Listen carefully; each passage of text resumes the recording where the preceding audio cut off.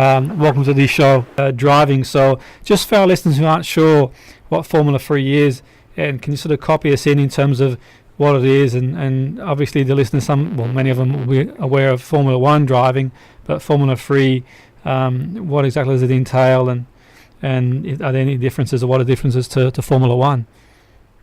It's one of the steps you take to the ladder on the route to Formula 1.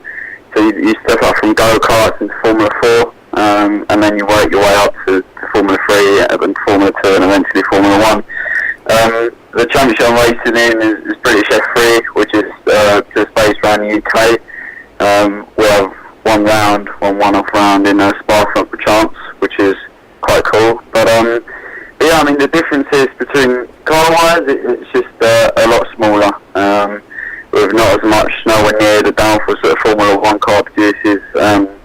Nowhere near the power really. So as you step up from F4 to F3 and then F2, it pretty much just gets more powerful, bigger cars, more grip, and you start racing in the European tracks as you get up the ladder. So yeah, it's pretty. It's a bit of a step from Formula 4, I'd say. That's what I was racing last year. But it's certainly more enjoyable with a bit more power and a bit more grip. So yeah, that's really interesting stuff. And what sort of speeds do you guys get up to, and what sort of speed do you get up to on the track? The quickest I've gone in a Formula 3 car is around Spa, 155 miles an hour. Wow. And that's in a tow, and that's in a proper long track. We just came back from our first race weekend at Ayrton Park, and our top speed there was 130, so only a little bit, only 20 miles an hour down, but still quite rapid.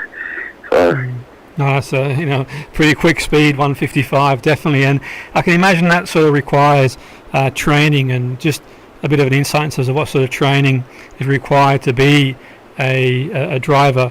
Do you have any specific training regime that you do, or do you just through practice? How do you sort of go about physically training to be a driver? Yeah, there's definitely a training routine and a plan you get given, depending on what formula you're in. So in Formula 3 we have to do quite a lot of cardio, 20-minute races, quite a lot of strength as well.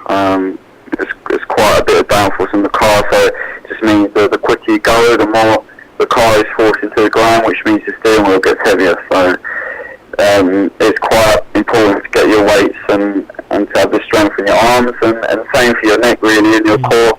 Just make sure you can cope with them higher when you go through high speed corners, cope with the G-forces and stuff. So yeah, I mean, it's mainly the training is mainly done in the pre-season when you've been out of the car for a few months. You want to be as prepared as you can, but once you're in and out of the car once or twice a week, then it doesn't become as important, because you're working every single specific muscle that you're going to be using in a race weekend just by doing laps and testing really. So that's really interesting stuff. And you mentioned laps there, and what I find interesting in motor racing is the focus of the driver's attention. When you're sort of driving at those high speeds, you've got to make these sort of split-second reactions. Are you focusing on the other drivers where they are, or are you primarily focused on yourself, or how does that generally work in terms of, obviously different drivers might have their own approach, but yourself, in terms of, are you sort of aware as to where you are in the on the circuit? It depends really. If it's a practice session or a qualifying, you just tend to focus on what you're doing in each corner as it comes. It's really important that you try to maximise the most you have at the time, what the car is, and try to put in the perfect lap really. But yeah, in a race, it depends really. If you're in the pack, mid-pack, amongst all the other drivers, then you probably tend to focus a bit more on where they're weak, and you try and kind of get closer to them and change the way you drive so you can maximise your run down to a corner, for example, where they're weak. But yeah, if you're in the lead, then you don't want to be focusing on what the guys are doing behind you, because that kind of puts you off going a bit quicker. A prime example with me a few days ago where we started on pole. And we had a bit of a lead, and just by trying to push too much and trying to build up too much of a lead, I made a little bit of a tiny error, and that cost me the race, and then I finished second. So it's so important to get your mindset right at every single session. It's quite important. Yeah, that's interesting stuff. And when you mentioned sort of mindset there, I can imagine, the sort of reaction time is going to be really, really quick, and you've got to make these split decisions in a split second. And do you have a specific do you sort of work on the mind yourself psychologically, or is that something that you just sort of over the years have built in, or do you have a specific routine, or do you practice mental skills as well, or is it just something that you've developed over the years?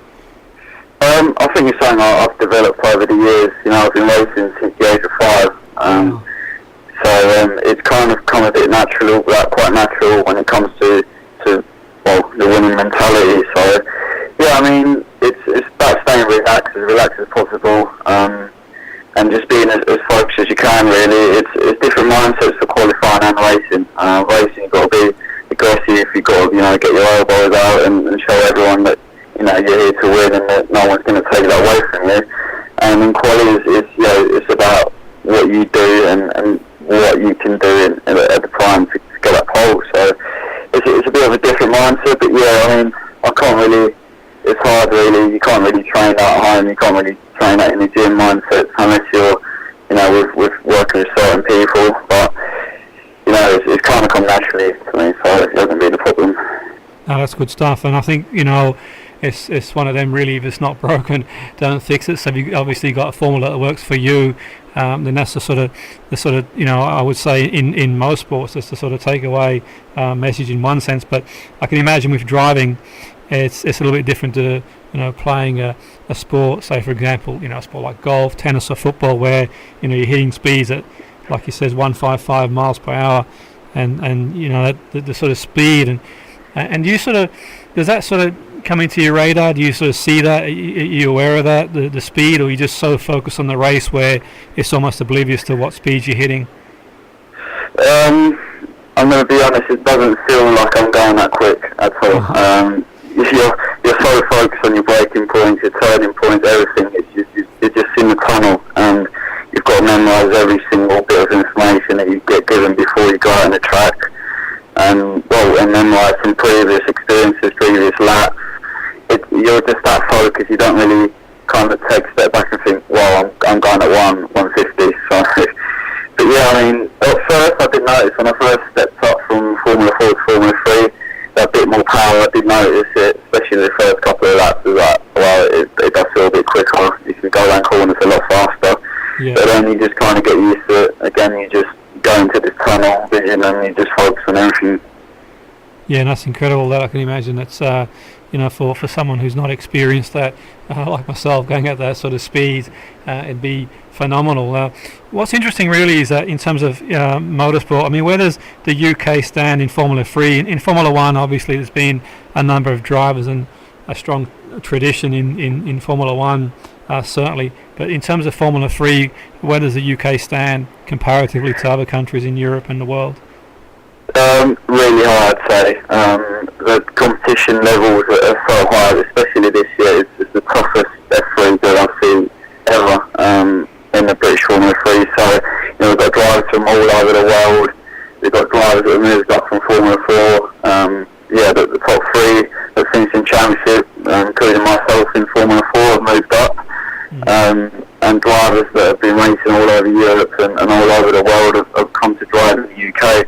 And I think, the tracks are so different to all these European tracks as well. It makes it that little bit harder. Again, I think that's why we see so many successful British drivers in Formula 1. So. Yeah, it's really interesting stuff, and certainly it's a strong tradition here. What about the car itself that you drive? And what's the engine? And have you got any details in terms of who produces the engine and the car itself?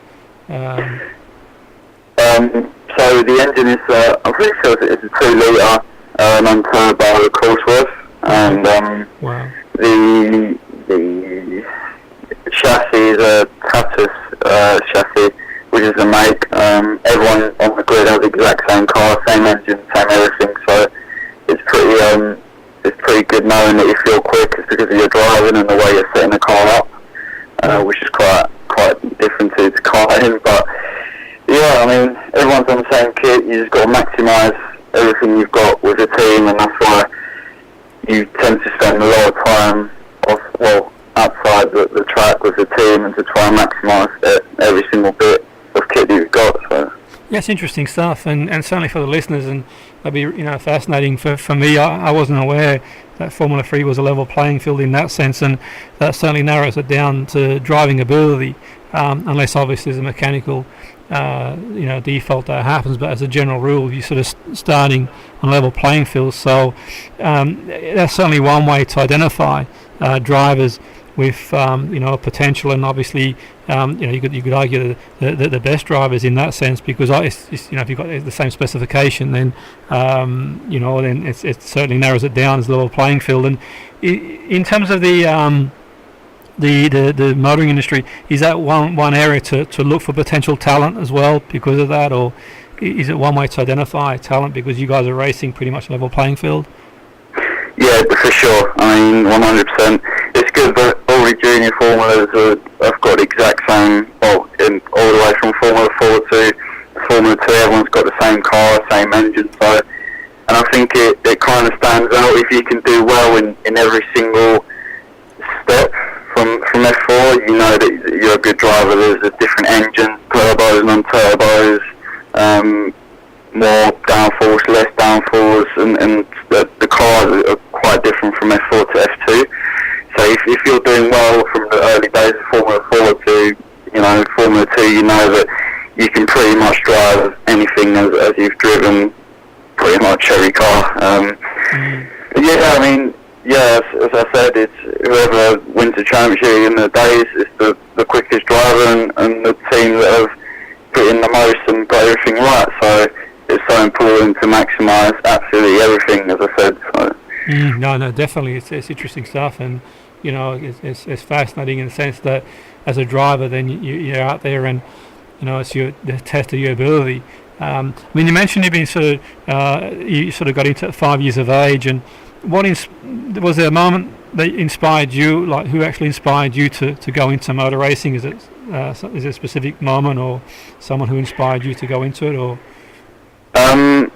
I think I used to watch all the Formula 1 races with my dad.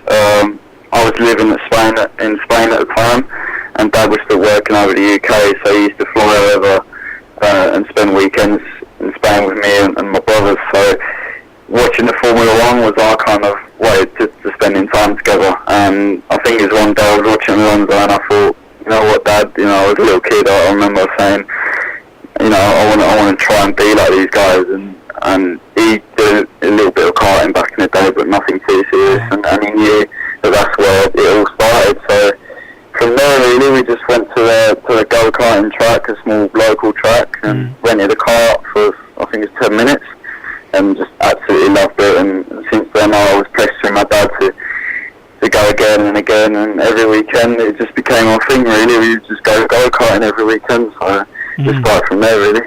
Yeah, and at what point did you realise you had talent, and at what point did you realise I've got something here to sort of capitalise on? Was there a moment when you thought, well, yeah, I can compete at the top level? I think it was only my second year I won my first title, my first championship, and that was the Madrid Championship. So I think from there it was like, I'm now a championship winner, and I'm just 7 years old, so. Wow. But it wasn't much like, I've got the talent to do it. It's just the passion of carry on doing it. It's more to do it because I loved it, and because I've got one dream to be a Formula 1 driver. So. Yeah, no, absolutely, yes. A great aspiration to have, that's for sure. I can imagine. Certainly, Formula 1 is one of them sort of events really around the world. It's a special event around the world, and I certainly grew up watching Formula 1 as well, and it's a fantastic event, definitely. And I've sort of managed to go to a few tracks here and there around the world, and it's a phenomenal event. And do you find that the overall buzz is there, a buzz around the events? And is that something that sort of motivates yourself in terms of, being amongst it all and driving and? Yeah, definitely, 100%. And when you see Lewis Hamilton winning in Silverstone, it's just unreal. The scenes you see in the TV, it's just like, wow, I would like to be like that one day, having people hugging you everywhere, like British flags with your name absolutely everywhere, everyone cheering you on, and it's mega, and it's definitely part of the passion I have for being a Formula One driver is being a local hero as well, and being a hero all over the world. When you're watching some of the scenes around the world, and it's phenomenal, really, and the likes of Monza and, like you said, Silverstone and different places around the world where hundreds of thousands of people sort of congregate, and it's just a special event, really. It's an incredible event, the adrenaline rush and the buzz, and there's only so few people who've got that sort of capability, really, to get to that sort of level. It's tough going to get there, that's for sure. But do you have any sort of memorable moments so far, things that you sort of look back on and think, well, that's sort of in the memory? You have any events that you can reflect on and special moments you can reflect on, Ayrton? Yeah, in my career, plenty of memories. From the first championship I won to the last, which was a couple of years back. But yeah, there's so many memories.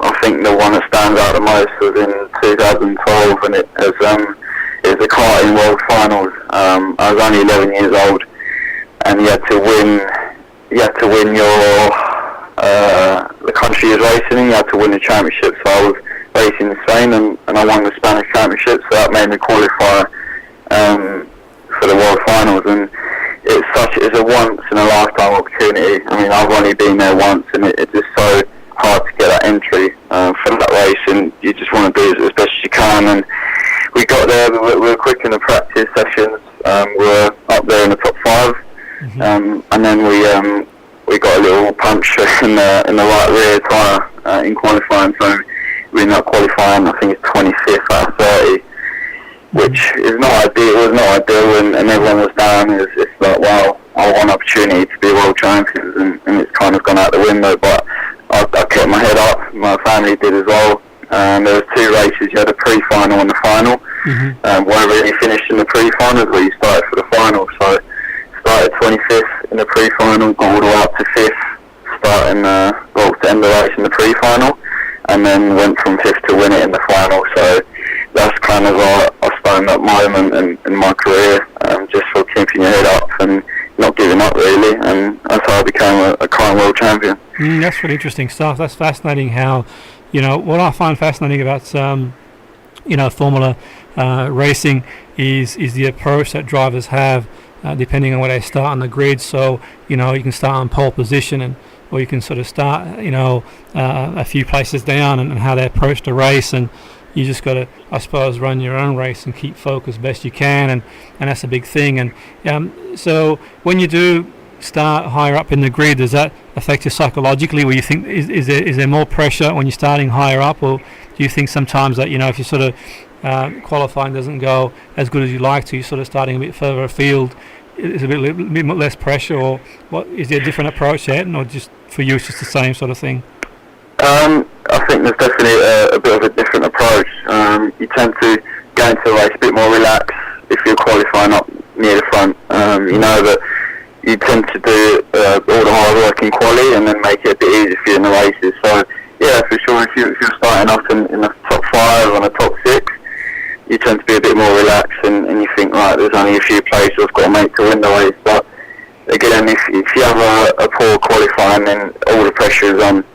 You've got to maximise absolutely everything to get to the front of that grid. And yeah, you tend to go into a bit of a more aggressive mode because you've got to get through the pack. But yeah, it's a bit of a different mentality. But there is a lot of pressure if you're starting at the front as well. Everyone's expecting you to do well.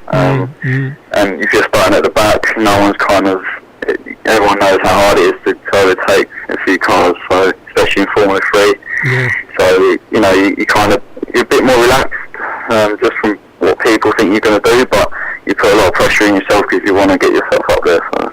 That's interesting, and I can imagine, say, Formula 1 Obviously the approach is going to be different. Obviously you've got a level playing field in Formula 3 and in other sort of racing car events where if you've got an advantage mechanically over somebody else, if you're in pole position, then you're sort of on the way. Whereas Formula 3, things are sort of levelled out a lot more. It's a little bit different. It's sort of a test of your driving skill in terms of working your way up or being in pole position as well. Like imagine in certain racing events where you've got that sort of mechanical advantage, if you sort of start at the front, you're on the way really, and it's going to be difficult to sort of peg you back from where you are. Is that the sort of case in Formula 3 where, because it's a level playing field in one sense, irrespective of where you start, you think I've always got a chance here to get into it? Yeah, for sure.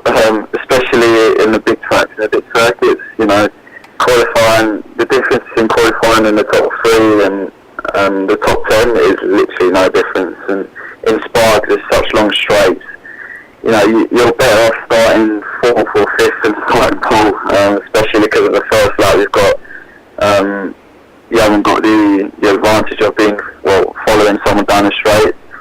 You don't get the toe, so you kind of, in the first lap, you kind of get overtaken by 4 or 5 cars, maybe sometimes more depending on how your start is. But yeah, in different tracks, there's still the possibility of winning the race if you're starting in the top 5.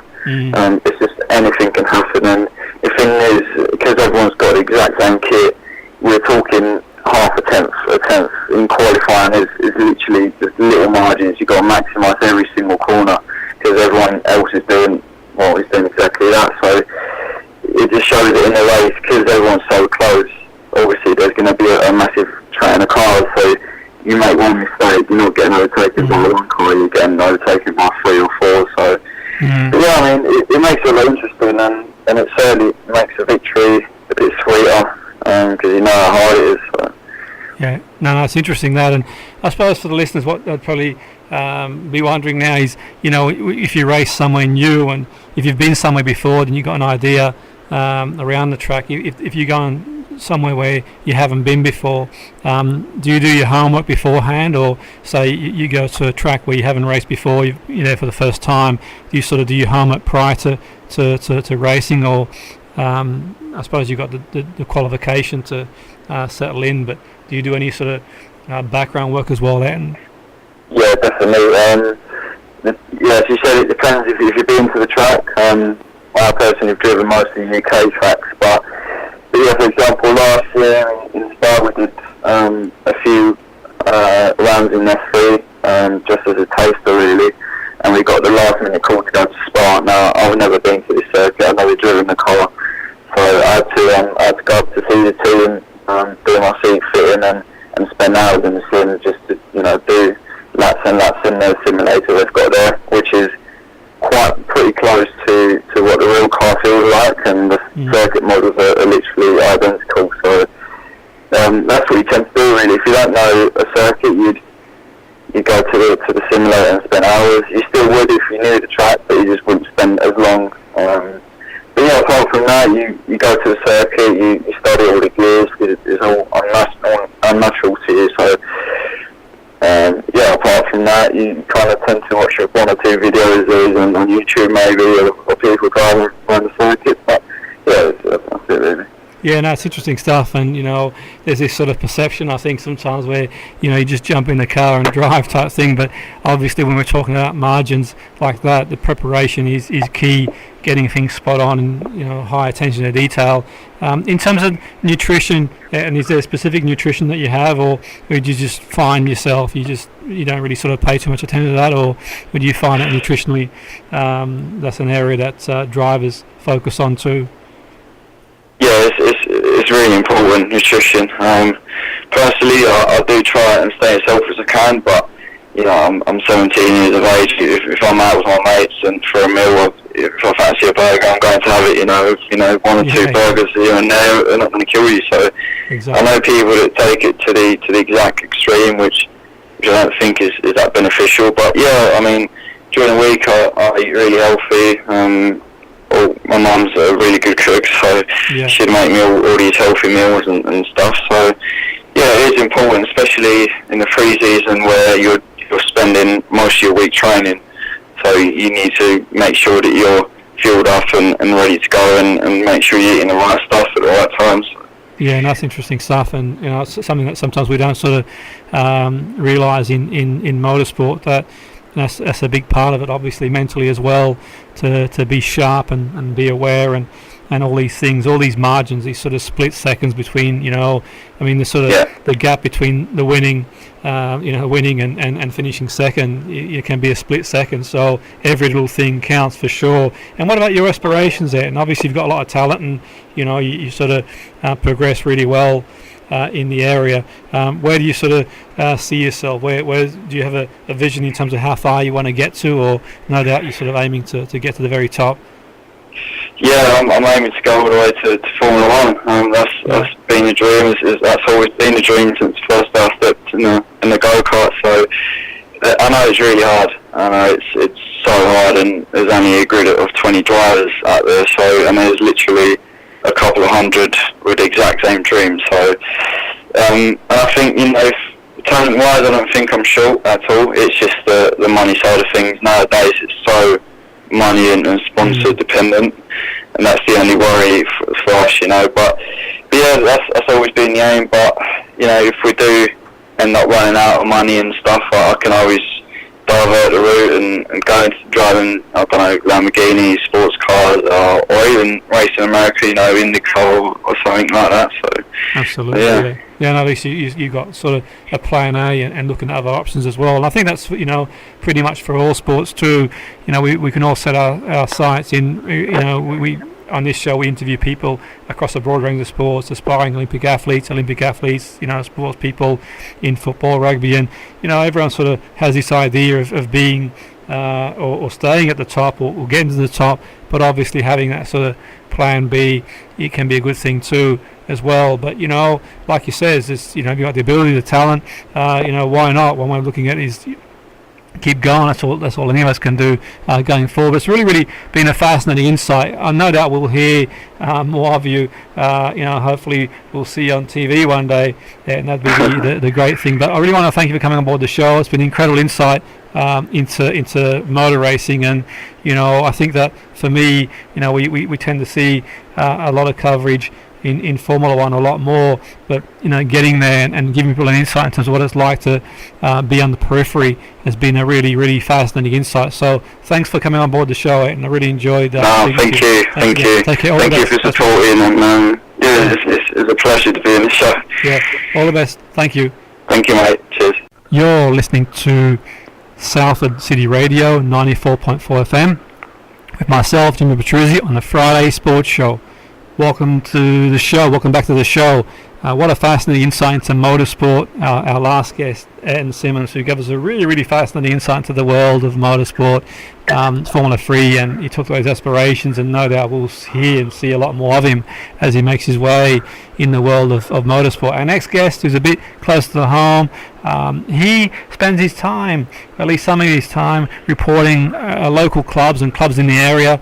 What he does, I think, is crucial to clubs, or at least football clubs, in the lower end of the pyramid, the football pyramid, because a lot of the media attention seems to go towards the big clubs in the Premiership, and we all love the Premiership, but we also got a host of clubs in the area that don't always get the press they deserve, and our next guest, he puts that right. He goes out there and reports and speaks to clubs and reports on different clubs, and it's been a really fascinating concept. He's been on the show before, and he's sort of given us an invaluable insight into what goes on in some of the lower division clubs. So Ian Foran, who is the founder and director of the Football Mank Cave, he covers all football around the area. Ian, welcome to the show. Great to have you on board.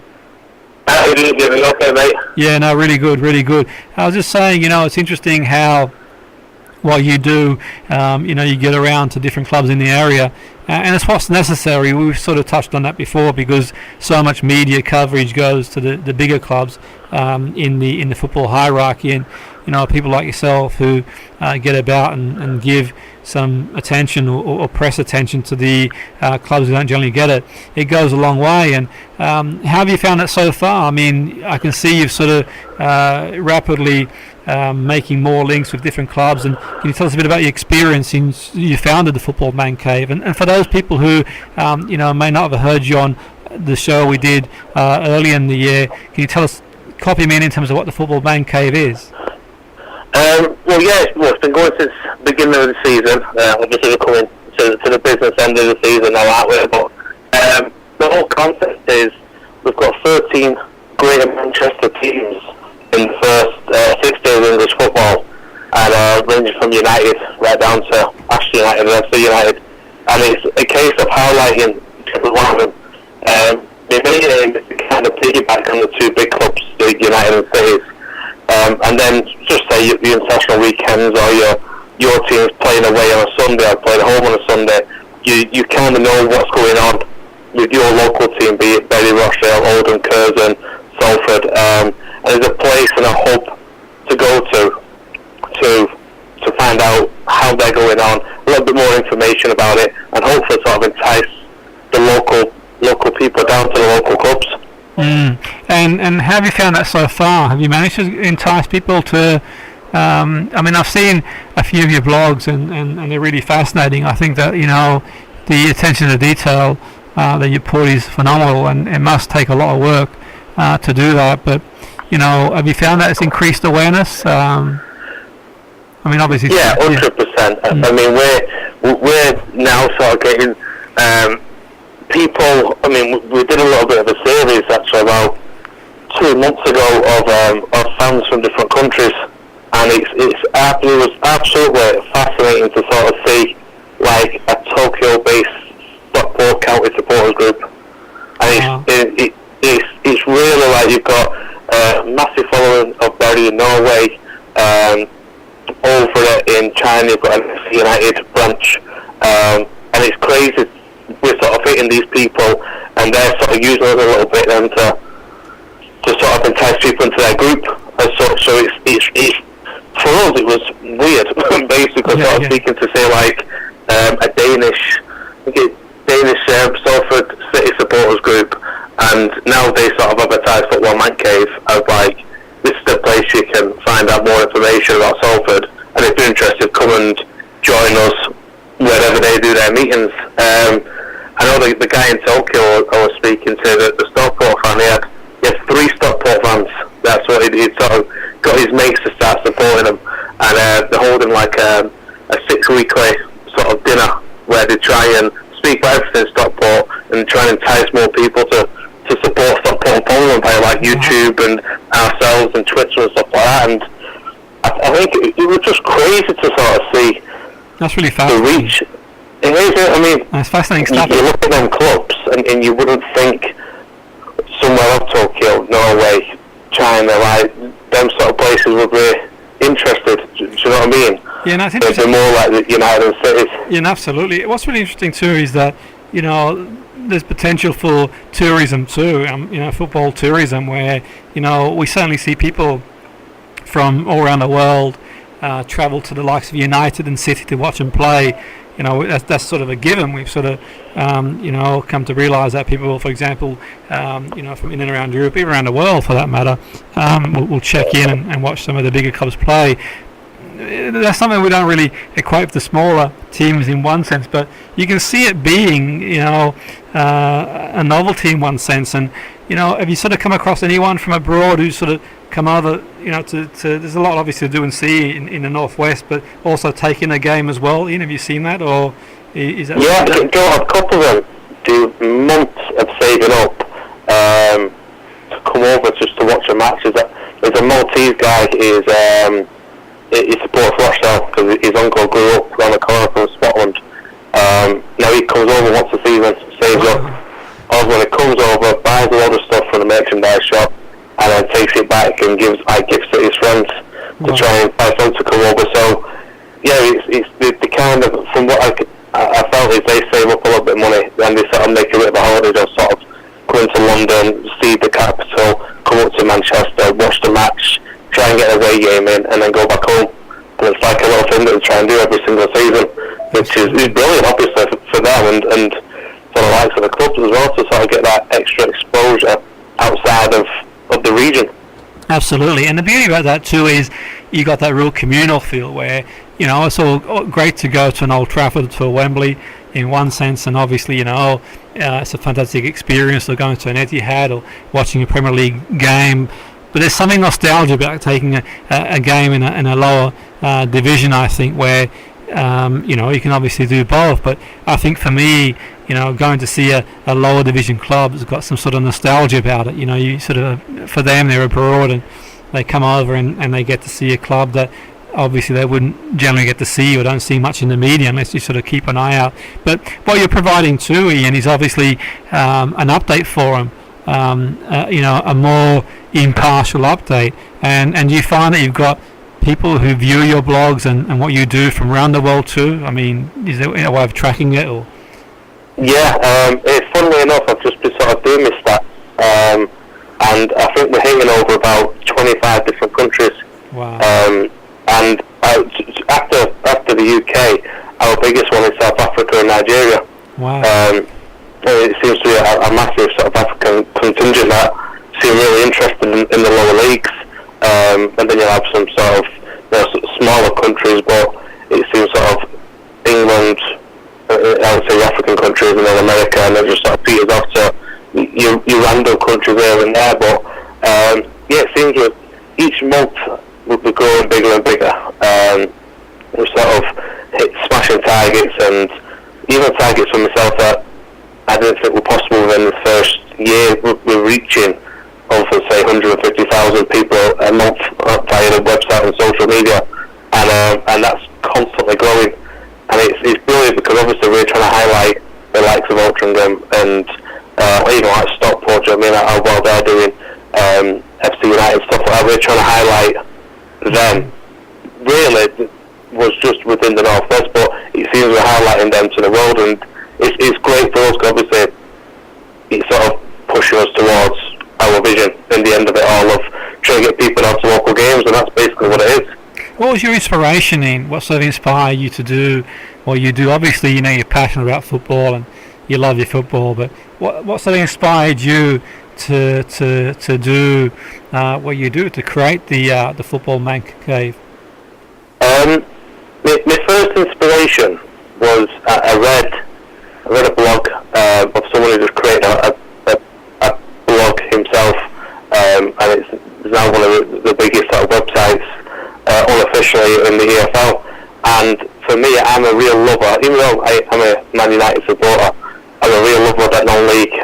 We grew up sort of going to Bury, going to Rochdale, going to the lower league clubs, and you know, just the days out, or like our uncle was a steward there, or we got free tickets from school, and I felt like that standing up on a terrace, being quite close to the pitch, is something you don't get at United City. And so you see the generations coming through now, and they're all either, well, the majority now are City supporters, but now growing up are mainly United supporters. Yeah. And you don't see many people being that passionate about Bury, Rochdale, unless obviously they grew up within that family, do you know what I mean? But your average Joe around here is either United City, and they'll have like a second team that they'll just kind of cast their eye over, and we want them to go down because you see the likes of Bury this year, even Oldham, who've had that sort of financial trouble, as Ashton United, FC United have got the massive budgets, an extra couple of fans, 100 fans, 50 fans, whatever it is, will help them throughout the season. And it's so that we're wanting to promote, like, get yourself down to proper football, where you can have a pint at the side, you can listen to the players talking, like, you're within touching distance, and you've got, like, you ain't got that sort of going out and having a day out and spending 100, 200 quid on a day out at United. You can go down and watch a decent game of football and enjoy yourself for around about £30, £40 and take the kids as well. It's a completely different experience. It's something that I want people to have growing up. I feel like the generation now is long, and I see Wembley, City, Liverpool, United, you know, sort of big teams, and I think that they need to start off hitting the lower leagues and get the taste of real football instead of sort of manufactured football. And absolutely. And how have the clubs responded to you, Ian? What's the response been in terms of yourself covering, and what would you say the response has been to yourself? Yeah, I mean, absolutely brilliant. Obviously, over the season, we've met with more and more clubs, and we've got 3 meetings coming up with a couple of EFL clubs throughout May. We've got a meet with the Manchester FA to sort of work with them, hopefully on some scale, after covering the Frank Hanna Manchester Premier Cup final the other week. So, like I say, we're trying to grow, and everybody's really responsive to us because we're trying to come from a place of positivity. Obviously, we don't want to sort of drag the teams down, even at, I'd say, Rochdale through the Keith Hill saga. We try to remain as positive as we can. We want to try and highlight the teams in a positive manner instead of getting caught up in the usual Sun, Star, that type of paper where they're trying to constantly be negative, because we want people to go down and enjoy the match. If your team's not doing well, there's always going to be a corner, or there's always going to be like Bolton. Obviously they're down into League One next season, but the bright spark is of it all that they've got a new chairman and they've got a future, so you focus on that instead of focusing on the turmoil Ken Anderson sort of putting through. And we just try and flip the script. So I'd say every team we've dealt with have been brilliant. A lot of them invite us down in the non-leagues and the under-23s. We go down and cover them quite a lot. It's a little bit harder with EFL. You have to jump through a couple of hoops, but they're more than willing to have us down and get involved in social media, stuff like that. It's been really a nice insight into football, instead of just watching it and just seeing it on the telly, sort of being involved. Even like the volunteers down at non-league, I mean, you sort of see the value of what they do on a daily basis. So it's a breath of fresh air for me to sort of see that side of things. Yeah, no, absolutely. That's really interesting stuff. And now that you mention it, if any of our listeners do get in touch, do drop us a line, and certainly we'll get your contact details as well, Ian. But if you're a member of a local club, and do send us a message through our Facebook page, the Friday Weekly Sports Show, and let us know if you sort of have an opportunity for Ian to cover your game. And I've seen some of these write-ups, and I think what's really, really good about what you do is you do put that positive spin on things, in the sense that, when it all comes down to it, it's a game of football, really, isn't it? Sometimes we get a bit carried away with all the things that are happening around the world. Obviously, we don't, need to go down there, but we're well aware so many things happen around the world. It's just a breath of fresh air, and I think that, we all love football, we're all passionate about it, but after all, it is a game of football. It's entertainment, we enjoy it, and I like the fact that you sort of take the political stuff out of it, where you talk about the game as a purist, and that's the important thing. I think it's really important to have that sort of balance, in adverse to sort of prying into people's lives, what they do, and and obviously people read that sort of stuff too, or there wouldn't be a market for, but it's refreshing to sort of see the other side too, because there is positive stuff going on. And you mentioned it because football brings people together, wherever you live in the world, and it's one sort of big footballing family, which is great stuff, and I think it's important to redress the balance. Yeah, no, it's really interesting stuff, and I think it's fascinating what you do, and it sort of provides that communal feel. Definitely, it's football as a vehicle to provide that communal feel, and people are going to enjoy themselves. And what are some of the highlights, Ian? What are some of the games you've been to this season that you sort of reflect back on now? And obviously it's been a tough season, in the sense that you sort of got things off the ground, you worked really, really hard, and you've got out there. Are there some memorable games that you've been to this season? Yeah, there's been quite a couple, to be honest. I had a run. I'd gone to about five games to report over the season, and each time I went, the home team lost, and I thought we're cursed. I went to Stockport versus Spennymoor, which was the top of the table clash at the time a couple of months ago, and I think Stockport might have been 18, 19 games unbeaten or something like that. And I thought, the curse of Ian's going to turn up here and they're going to lose. Anyway, they ended up winning 1-0, and not only did it break my curse, but the match was brilliant, and Stockport won a real run at the time, and Edgeworth Park was just absolutely bouncing. I think they got 6,500 down there that day, and the roar at full time was something I'd not seen in the lower leagues, and there was a real passion about it. And then other week I went down to Manchester FA Premier Cup final, so it's a cup competition for the non-league teams within Greater Manchester Borough. So it's a real good. Obviously for us it's a great competition to cover because it's what we stand for in certain terms. And the final between Curzon, Ashton and Mosley. Now Mosley are in the Evo Stick West, so it's a 2 divisions lower than like our cut-off. But to watch a match, which you'd probably think Curzon versus Mosley wouldn't really be a decent match to watch. But do you know what? I think Mosley really surprised me. Some of their play was unbelievable. They had one passing move which spanned the whole of the pitch. Honestly, if they were in City Blue, you would have been newspaper talk because it nearly ended up with one of the best goals I've ever seen. Wow. It was absolutely brilliant. But yeah, just going down, seeing different grounds, going to Ashton United, going to Hyde United, FC United, Salford City, went down there the other week, watched their 3-0 win over Maidstone, and it's just great to sort of see different grounds. Obviously, you go to United and City, even sort of like Bolton and Wigan, the big stadiums, but you get to lower stadiums where they're holding like 3, 4, 5, 6,000 people, and it's just a completely different atmosphere, and probably one of the best atmospheres I've been to. It is probably that Stockport match. It was all unreal. I was meant to go last week to Curzon, but I ended up not going. But I'm quite gutted because, again, the end of that was supposed to have been unreal. Obviously, Stockport got back on top of the league with spending more sort of scoring last minute against Charlie. So I heard it was like a massive eruption of cheers on the final whistle. It's just something you don't really get that much. Like obviously Premier League, you don't get that emotion. It's quite cutthroat in it, Premier League. Apart from this season, it's once someone's in the lead, that's basically it near enough in recent years. Absolutely. And obviously because the fans are so passionate because they live in the town, and obviously the football ground sort of centres their town as such. I think there's just a difference in emotion when your team's doing well. Yeah, and absolutely, and it's really interesting stuff you mentioned there about some of the play.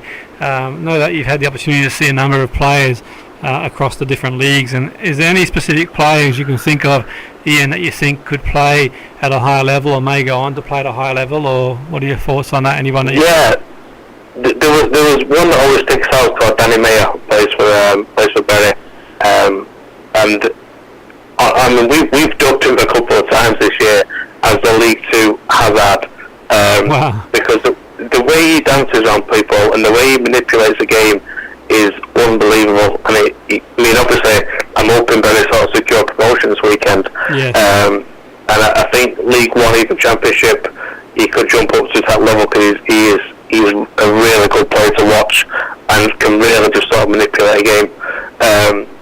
To be honest, yeah, he's probably been out of all of them the standout guy. Who have thought he could go places. Anyone in non-league that's or any teams in non-league that you can think of that maybe make the jump across to professional football, or just generally across the board, just there's been some good play, or do you think that there's any players that from the non-league that could make the jump to the professional? Yeah, there's a couple. Niall Bell sort of caught my eye for Stockport. He's a decent striker. Obviously, you've got Adam Rooney as well at Salford, and their two fullbacks are absolutely brilliant. The names evade me at this moment in time, but the two fullbacks for Salford are absolutely brilliant to watch. Up and down the flank, I mean the crossing quality was unbelievable. But yeah, probably Niall Bell, I think, out of the National League North, I've got something about him. I think if he's sort of works right, obviously we'll sort of see a little bit more hope for Stockport can get that promotion sealed on over the weekend. We can see him in a level up, and we can sort of see if he's got it there to push on further. Because I think the squad of players Stockport have got, I think they could get easily into League 2 in the next couple of years with Jim Gannon. I mean, with Jim Gannon there. Big enough club. They've been there before, haven't they? Really. So in one respect, so they've got a fan base. They've got the manager now. They've got. They've always traditionally had some good young players coming through too. I suppose our listeners are wondering what your thoughts are on Salford. I mean, obviously you've sort of seen them in action, and you've had some thoughts. But what have you made of Salford this season? What are your thoughts on them? I think Salford this season, I won't say surprise package, because I think most people obviously expect them just to history. Obviously, they've had promotion after promotion after promotion to get themselves where they are now. So I think most people expected proper playoffs. I know they had a bit of a rocky patch over January, and I was seeing some things of trying to get the manager out, like shouts for him to leave and stuff like that, which I thought was absurd with what he's done, with the players he's got. I mean, even if Salford were hitting just the playoffs, the last playoff place, for them it's a good season. Even if there was a consolidated this year in National League, it would have been a good season. For them to be fighting for automatic promotion is an exceptional season, and I think a lot of Salford fans got carried away, obviously, with the back-to-back promotions that they've had over the years in that period. Obviously, they picked themselves back up on a fantastic run. I'm hoping again that, like, the turnaround, I mean, it's going to be tough, obviously. It's a case of Salford don't have to win, and they've got to, like, get everybody else to sort of do the work for them this weekend. But he's one of them. I'd like to see him go up, and I think if they're in the playoffs, I think they've got a good chance of going up. But in playoffs, they're like a lottery, aren't they? Yeah, no, exactly, and it's all on the day. The playoff is, I think the thing is, the playoff is one of them where it's a team that finds form at the right time. But do you find that other teams have the extra incentive to get one over Salford, because obviously the investment, the class of '92, and it's in the back of your mind. If you're a player, you're turning up there and you're playing against players who if some players have been at professional level, and you're also thinking there's a good chance that maybe the class of '92 might be watching too. And does that do you find that certain teams sort of just give that extra 1% against Salford, or do you find that that's just more of a myth? No, yeah, I definitely think they do. I think I always said that in recent years, the see Salford now as like a Man City, like obviously with the investment. Yeah. People go to like lower league, not lower league, but lower teams in the Premier League. It's like a cup final for them to go to the Etihad, or like a big match at Old Trafford. Yeah. And people kind of see that in the National League as well. They go to Salford, obviously it's a brand new stadium, and they've got the investments, they've got the best players. So I think everybody ups their game against them, because they see them as like I said, the Man City of the National League. If you beat Salford, it's a celebration, because like you've got one over them type thing, and you're just a club who's trying to make it into the League Two. It's that kind of mentality they've got down there. So yeah, I definitely think people sort of, even the fans, I think if they'll probably look at apart from like the local derbies, I think the second one they'll look at is Salford away. Absolutely, yeah. I think that, and the danger, I suppose, if the players take that on board too, that 3 points is 3 points no matter who you play. But I would think that most players would sort of focus on the performance and the 3 points. But like you said, it's one of them where it is what it is, and if you got an opportunity to play against a team that's had obviously investment, and it's got the backing of four legends or living legends, you're going to sort of like think here's my chance to sort of shine, and who knows where it can go. But that's really fascinating stuff, and it's really fascinating stuff. And where do you see this going, Ian? I mean, obviously you sort of had this meteoric rise, and how big can you guys get? That's the question now. I'm just kind of rolling with it at the minute. The aim is to obviously sort of get more writers on. We've got 6 decent writers, but obviously we want more teams covering. So our aim is to get more writers on, get more news content out. We're dealing with clubs at the minute to get ourselves down to matches. To obviously report on it on the media side of things. Like I say, we're getting involved with Manchester FA to sort of work with them hopefully in the Premier Cup. Is one of our aims. So we're trying to get a better news coverage to the people of Greater Manchester is our main aim. Obviously anything outside of that's a bonus in my eyes, but it is a case of we're trying to get good relationships with the clubs, show them obviously what we're about, and then obviously get the writers involved to start churning more articles out and bringing a better sort of experience to the site when you visit it. So don't only say you go on it for United or City, but then you can get pushed through to other different clubs, and you can kind of see what's happening. We're trying to do something a little bit different next year. We're going to go into women's football.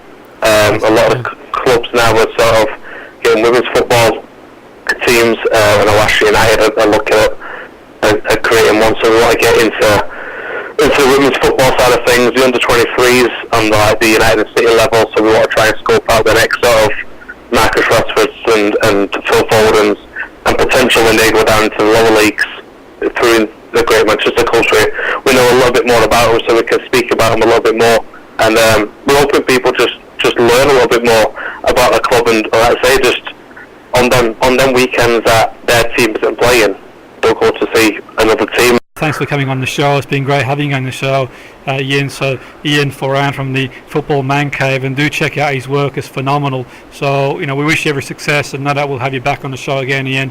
Thanks for coming on board, and keep up the great work that you guys are doing. It's fabulous work that you guys are doing. Keep it up. Bye. And you're listening to the Salford City Radio Sports Show on 94.4 FM. Myself, Jimmy Petruzzi. It's been a fantastic action-packed show this evening. Until next week, make sure you tune in to 94.4 FM.